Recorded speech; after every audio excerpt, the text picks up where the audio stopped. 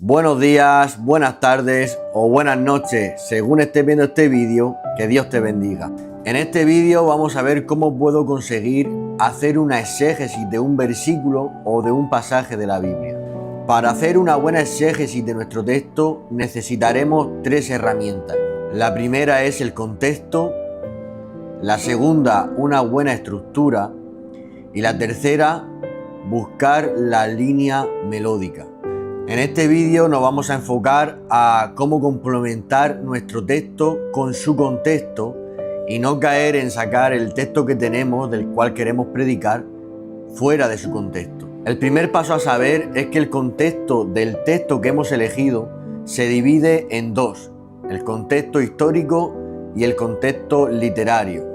Una pregunta que deberías de hacerte para averiguar el contexto literario de tu versículo, de tu texto, sería ¿por qué este texto está justamente aquí, en esta posición del libro? Porque ¿qué pasa cuando no hacemos esto? Que sacamos el texto fuera de su contexto literario y le estamos atribuyendo un significado que ese texto no tiene. Un ejemplo para esto sería Mateo capítulo 18, verso 19. Este es un texto que muchas veces se ha malinterpretado por sacarlo precisamente fuera del lugar de donde está, por no mirar en qué posición está en ese texto. Y aquí que tengo mi Biblia lo voy a leer y dice: otra vez os digo que si dos de vosotros se pusieren de acuerdo en la tierra acerca de cualquiera cosa que pidieren, les será hecho por mi Padre que está en los cielos.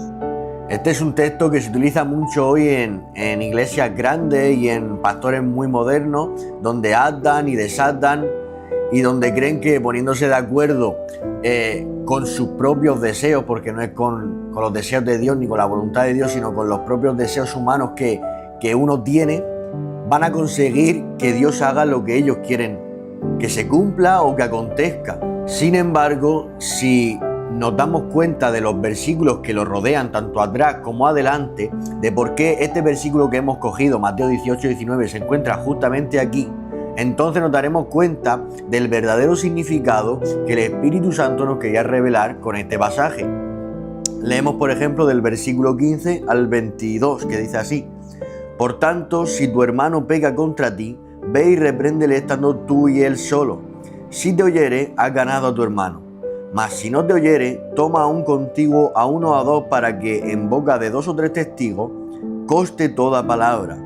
Si no los oyere a ellos, dilo a la iglesia, y si no oyere a la iglesia, tenle por gentil y publicano. De cierto os digo que todo lo que atéis en la tierra será atado en el cielo, y todo lo que desatéis en la tierra será desatado en el cielo. Otra vez os digo que si dos de vosotros se pusieren de acuerdo en la tierra acerca de cualquier cosa que pidieren, les será hecho por mi Padre que está en los cielos. Porque donde están dos o tres congregados en mi nombre, ahí estoy yo en medio de ellos. Entonces se acercó Pedro y le dijo: Señor, ¿cuántas veces perdonaré a mi hermano que peque contra mí? ¿Hasta 7? Y le dijo Jesús: no te digo hasta 7, sino aún hasta 70 veces 7. ¿Se dais cuenta? Pedro sí entendió lo que estaba diciendo Jesús, porque Pedro no se enfocó en una parte, en lo que atéis y desatéis en la tierra, sino que escuchó todas las palabras que estaba diciendo Jesús en esa misma explicación. ¿Qué pasa hoy en día? Hoy en día es que se cogen solamente ese versículo 19, lo que atéis en la tierra será desatado en el cielo y demás, para hacer lo que uno humanamente quiere que acontezca y quiere que pase. Y ata y desata las bendiciones, los cielos están abiertos para ti, va a venir el coche que deseas, la economía va a fluir, la enfermedad va a desaparecer, porque lo que haces si te pones de acuerdo con la iglesia. Y entonces se está desvirtuando, se está disolviendo el verdadero significado que Jesús estaba diciendo aquí, que no es ni mucho menos que se cumpla lo que nosotros queremos que se cumpla, ni que podamos atar ni desatar, sino cómo se debe de perdonar a un hermano y cómo se debe llevar a cabo con esos ciertos pasos.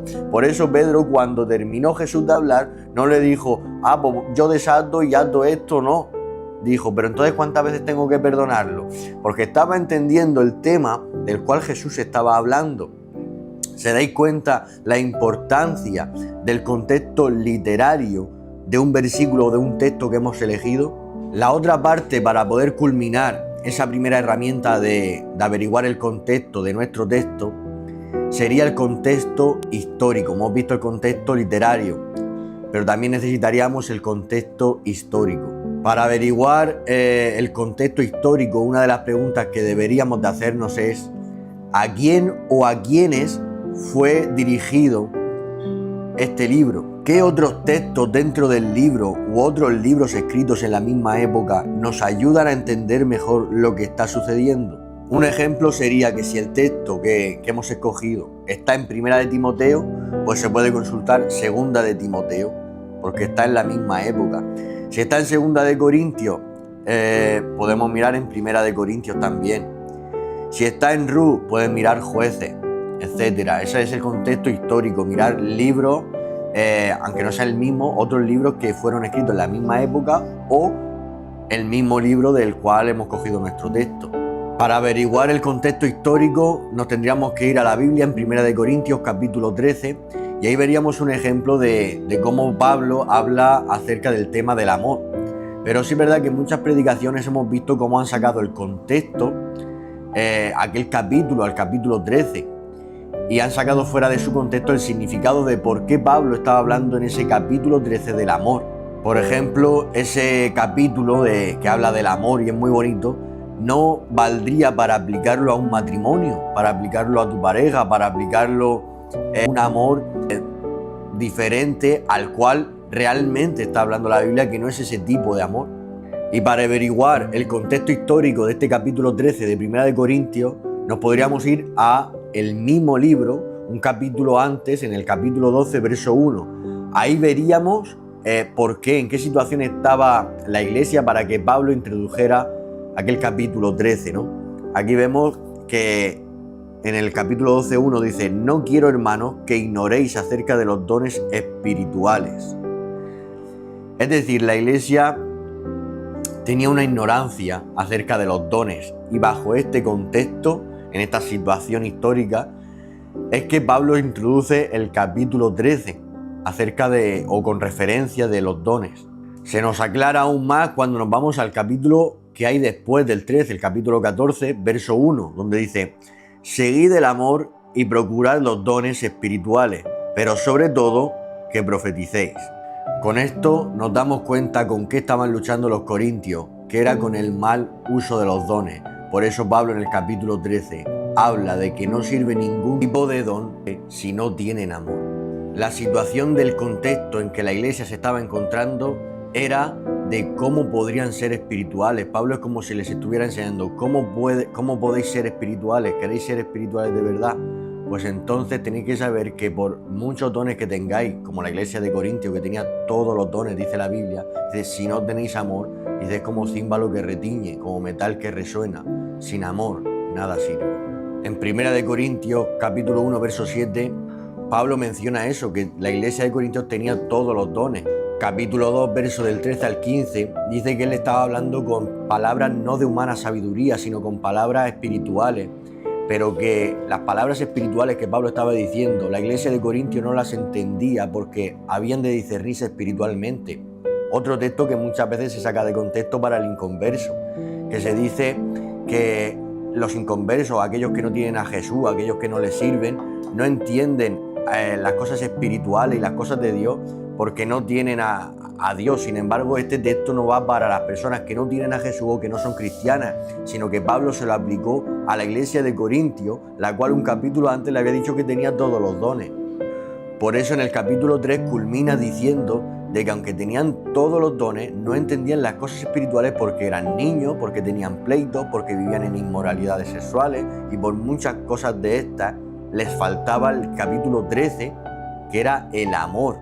Y de esta manera torpe y sencilla espero que os haya aclarado un poco de cómo averiguar o cómo sacar nuestro contexto del texto que hemos elegido. Que Dios os bendiga.